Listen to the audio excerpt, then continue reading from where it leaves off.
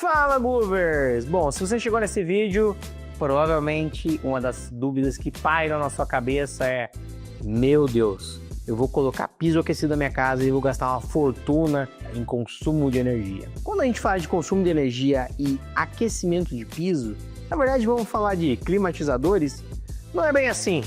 Você pode fazer um bom sistema, um sistema bem instalado, mas existem algumas coisas que você tem que ter atenção em relação ao que vai em torno desse sistema. Por isso o nome desse vídeo é isolamento térmico e consumo de energia. Aqui na minha mesa tem alguns tipos de isolamento que são utilizados no mercado. Quando a gente fala de piso aquecido, o mais comum é esse cara aqui, essa manta aluminizada. Existem também algumas empresas que utilizam um material chamado Brita Leve, que já vou falar daqui um pouquinho. Mas quando a gente olha para esse material, ele parece ser um isolamento térmico, não parece? Pois é, ele é para telhado.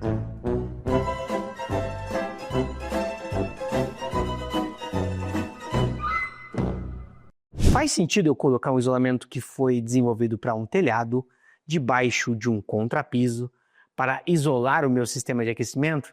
Se você é do grupo que pensa, cara, isso está um pouquinho estranho, então esse vídeo é para você. É isso mesmo. Este não é um isolamento térmico para piso aquecido. Um dos detalhes importantes quando a gente fala de isolamento térmico está ligado ao tipo de material, ao quanto ele consegue resistir à variação de espessura e também a questão da espessura dele. Ou seja, não adianta nada eu pegar lá, por exemplo, um material que é bem comum usado fora do Brasil, que é o XPS, e colocar 3, 4 milímetros, uma chapinha muito fina, e acreditar que aquilo lá vai trazer um grande resultado para o meu sistema. Esquece, não vai trazer resultado nenhum. Provavelmente você vai ter outros problemas oriundos dessa aplicação. Então, quando a gente fala de isolamento térmico, a gente sempre tem que tomar cuidado com o tipo do isolamento e a espessura dele. Mas por que ela não é tão boa assim se ela parece ser um isolante e ela funciona para um telhado? O detalhe está no seguinte: essa manta é bem macia, concorda comigo? Pois é. Se eu jogar peso aqui em cima, esse material ele vai comprimir.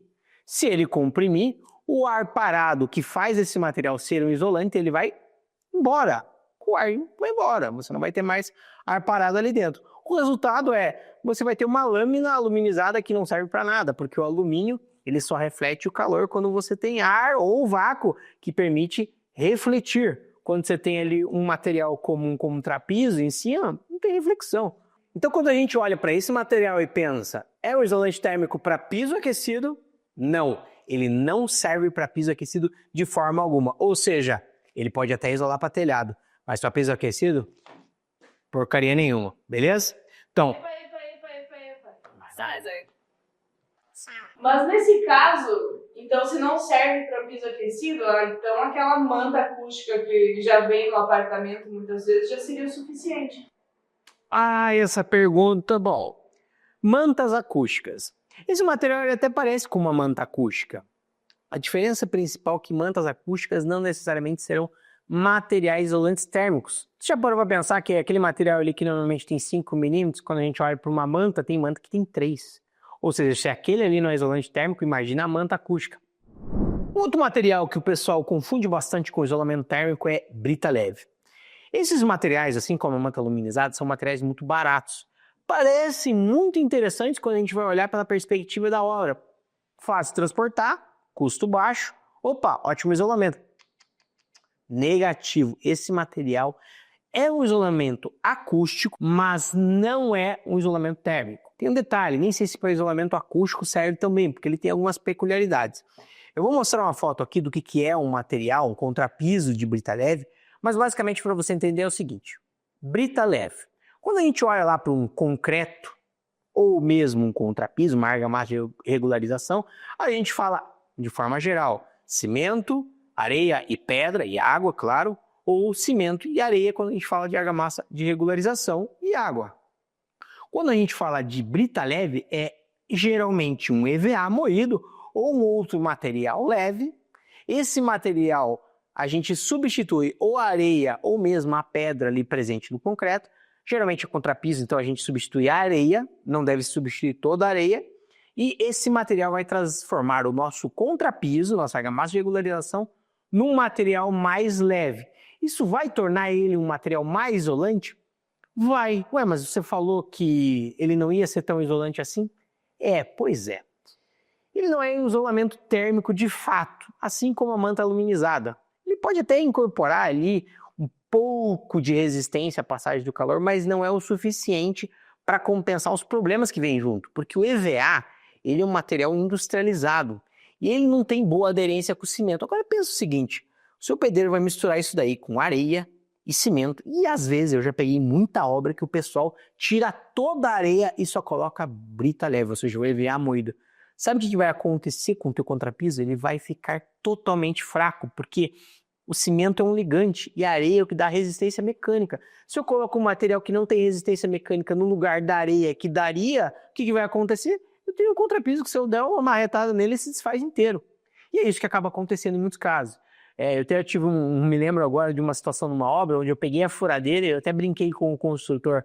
Quer ver eu furar esse piso sem ligar minha furadeira? Eu só soltei o peso da minha furadeira e ele acabou atravessando ali o contrapiso. Ou seja, assim como a manta aluminizada, a argamassa com brita leve é um material que não isola termicamente e pode comprometer severamente o seu contrapeso, trazendo uma série de problemas para a obra. Beleza? Então, quando a gente fala desse tipo de material, além deles não serem considerados materiais isolantes, eles também trazem problemas no quesito instalação. Fechado? Agora a gente vai falar sobre materiais que são adequados para o piso aquecido. Bom, eu não tenho aqui na minha bancada porque a gente não utiliza mais nas nossas instalações, mas aqui vai uma foto do chamado EPS, poliestireno expandido. A gente falou ali de alguns materiais que não são tão isolantes assim. A gente pode lembrar da NBR 15220, é uma norma brasileira, feita pela BNT, onde ela reúne vários materiais isolantes que são usados na nossa construção civil. E lá a gente vai ter o EPS, o poliestireno expandido, ou como muita gente fala por aí, isopor.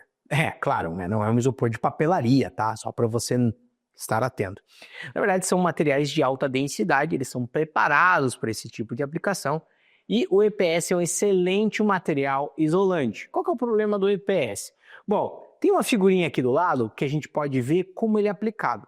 Então a gente tem que fazer um contrapiso em cima dele de no mínimo 5 centímetros, uma estruturação nesse contrapiso, geralmente uma malha de ferro ou uma fibra da construção civil, e em cima desse material a gente aplica o cabo de aquecimento e mais o revestimento.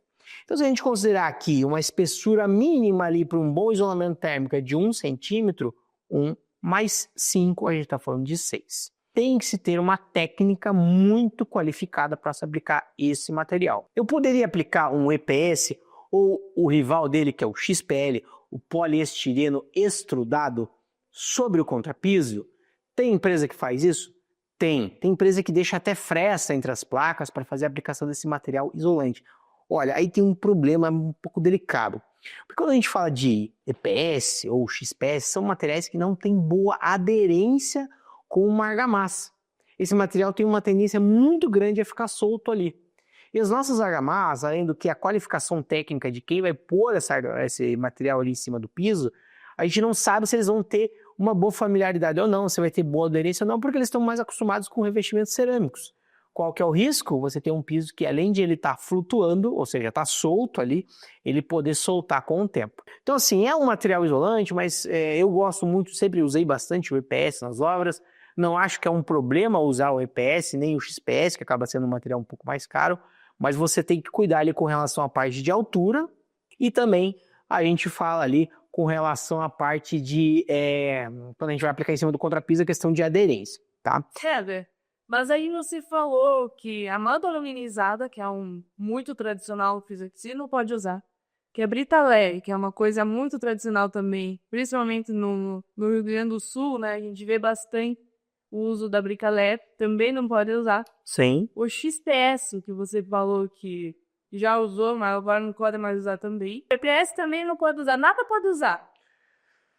Bom, não é que nada pode usar. Eu acabei de falar que o EPS pode, mas você tem alguns detalhes ali na instalação. Vamos falar a verdade. Piso aquecido, quando a gente vai olhar para ele, exclusivamente para ele, a gente tem que compreender como ele funciona para a gente tratar um isolamento. Eu dei alguns exemplos dos isolamentos mais tradicionais, o EPS, que eu já usei bastante, o XPS, que eu até já usei, mas você precisa ter um cara que entenda muito de argamassa colante para aderir ele em cima do piso, e ele é caro.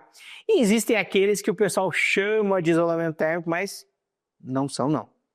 Quando a gente vai olhar para o piso aquecido, a gente tem que olhar primeiro para onde esse cara aqui, ó, o cabo de aquecimento, ou filme, ou seja lá qual o material que for, vai ser instalado. A partir disso, eu tenho que olhar o que está em cima versus o que está embaixo. Eu posso instalar um sistema de aquecimento de piso sem isolamento? Pergunta para você. Não, fica tranquilo, eu vou responder. Bom, dá para instalar sem isolamento térmico. Agora, qual é a forma de fazer essa instalação? A gente tem que olhar para o tipo de revestimento. Aqui a gente tem um material que é um material sinterizado de baixa espessura, ou seja, um material altamente condutor e um material de alta densidade. Ou seja, excelente, baixa espessura e altamente condutor por si só. Esse aqui é o material da Coverland, que é uma empresa de revestimentos espanhóis que está no Brasil. Eles nos emprestaram, nos cederam esse material. Ele tem apenas, aqui, se a gente for medir, 5,5 milímetros. Isso é muito pouco quando a gente fala de um revestimento cerâmico, ou seja, ele é excelente para aquecer. Agora, se eu pego um piso de madeira de 2 centímetros, que é um material de densidade menor do que o piso que a gente está mostrando aqui, e é um material com espessura maior, aí eu tenho um problema, porque esse material ele vai ter um comportamento mais isolante do que o contrapiso. Isso a gente está pegando o exemplo do nosso sistema de aquecimento, que vai entre o revestimento e o contrapiso. Ou seja, para estes casos a gente vai precisar cuidar bastante com o material que lá embaixo. Então dá para instalar sem isolamento térmico? Dá, mas a gente tem que olhar para o revestimento que vai em cima. Se eu comparar um material como esse e um contrapiso de cimento e areia, o cimento e areia vai se comportar como um material mais isolante, ok? Por isso que em muitas reformas, quando o pessoal vai colocar vinílico, porcelanato, laminado, acaba se tornando muito fácil fazer a reforma, porque a gente só remove o revestimento e aplica o cabo. Quando é uma madeira, um cimento queimado, que a gente tem cimento e areia em cima e embaixo, aí a gente precisa necessariamente compensar isso com material isolante. Bom, eu falei mal de todo mundo e eu não trouxe a solução, certo? Certo. Mas, eu tenho aqui do meu lado um material muito interessante para estas aplicações. Temos aqui uma argamassa que se chama Ultraterm. A Ultraterm da Ecobaum é um material cimentício de alta isolação térmica. Só para vocês terem uma ideia. O fator que a gente usa quando a gente vai falar de isolamento térmico é a condutividade dos materiais e outro fator é a espessura. Ou seja, quando a gente pega uma condutividade, vamos pegar o exemplo do EPS. Quanto menor a condutividade, mais isolante. Quanto maior a condutividade, mais condutor. O EPS ele tem 0,045 watts por metro Kelvin. Meu Deus, que engenharia maluco, né? Mas e essa argamassa aqui? Ela tem 0,030 watts por metro Kelvin. A gente vai ter um material que vai ser 50% mais isolante do que o EPS, que já é considerado um material isolante. Agora tem um segredinho neste contrapiso. Ele é o próprio contrapiso. A gente vai tirar o contrapiso ou fazer um contrapiso sobre o outro, mas de espessura reduzida. Qual que é a espessura mínima desse material? 1,5 centímetro. Lembra dos 6 centímetros que a gente teria para aplicar um aquecimento com madeira? Risca tudo e olha para apenas 1,5 centímetro. Ou seja, eu não vou ter problemas como esse. Além do que, claro, eu não vou ter o meu isolamento mais para baixo, mais para cima se eu tiver uma laje regular. Esse material no isolamento ele vai ter em contato direto com o cabo. Uma outra vantagem é que ele vai agir imediatamente, ele não vai precisar aquecer todo o contrapiso para chegar lá no isolamento, como se fosse um EPS aqui embaixo e na figurinha do lado. Aqui não, o isolamento ele já age de forma imediata. E é claro, né, nós que somos apaixonados por aquecer casas, mas também por revestimentos, nós temos muita preocupação sempre com uma coisa que se chama aderência. Esse material é totalmente aderido na laje ou no contrapiso. Não tem material flutuante. Nós não teremos problemas de trincas. Esse material é excepcional para isolamento. ele é resistente ao fogo, lembrando que é uma argamassa refratária e excelente resistência a trincas, tá? Tem uma versão dele que é acústica, que é a Soundfloor. A Soundfloor da Ecobaum é o material mais leve do que aquele tem 1.350 kg por metro cúbico, esse que tem apenas 600. Ele não é tão isolante quanto aquele, há uma diferença de 10%, o que, quando a gente fala de um material excepcional, não é tanto, mas depois eu mostro um videozinho para vocês, a gente fazendo um ensaio na prática. Esse material, além de ele ser isolante térmico, ele é isolante acústico. Então eu posso ter esse material que é a Soundfloor ou aquele material.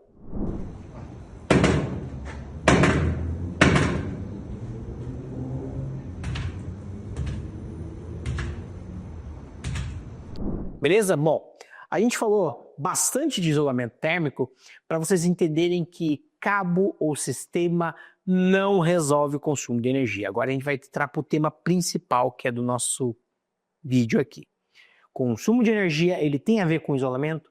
Sim, é totalmente direto. Quando a gente fala de um sistema elétrico, não me venha com essa bobagem, o meu sistema ele tem aí uma tecnologia diferente que vai consumir menos energia. O que vai determinar se ele vai consumir mais ou menos energia, primeiro é a posição onde ele é instalado. Se mais em cima, como a foto ao lado, ou mais embaixo, como essa foto aqui. Quanto mais para dentro do contrapiso, pior vai ser. Ou seja, mais material a vencer para aquecer. Esse é um fator muito importante. O segundo é o isolamento. Quando a gente olha para uma série de materiais, adianta eu afundar, colocar meu cabo lá embaixo, colocar um material isolante que é recheado de problemas, e vamos falar a verdade, que nem é isolante, para consumir bastante energia, é o que vai acabar acontecendo. Quantas vezes eu já fui em clientes que perguntavam para mim, nossa, mas meu piso aquecido consome 5 mil reais. Eu falei, cara, isso é um absurdo. Não tinha que consumir mais do que 800 reais no tamanho da tua casa. É um absurdo. Então isso não faz sentido. A gente está falando de um sistema de climatização. Ele vai consumir energia, mas se ele for instalado de forma errada, vai dar problema. Então o material isolante que você vai escolher para ser instalado embaixo dele faz muita diferença. Agora tem um adendo, um bônus aqui no nosso vídeo. Quando a gente fala desses materiais isolantes, como a Ultraterm e a Soundfloor, a gente também pode olhar para o entorno da casa. Quanto mais isolante a sua casa, melhor vai ser o seu sistema de aquecimento, tá? E isso funciona para qualquer climatizador. Quando a gente pega um ar-condicionado, uma lareira, seja qual for o material o sistema que vai aquecer sua casa ou refrigerar, a gente tem que olhar se tem uma boa esquadria, uma esquadria bem isolada, se tem vidro duplo ou não, se a parede ela é devidamente isolada, e aí entra o segredinho da Ultraterm. A Ultraterm é uma argamassa que pode substituir o reboco.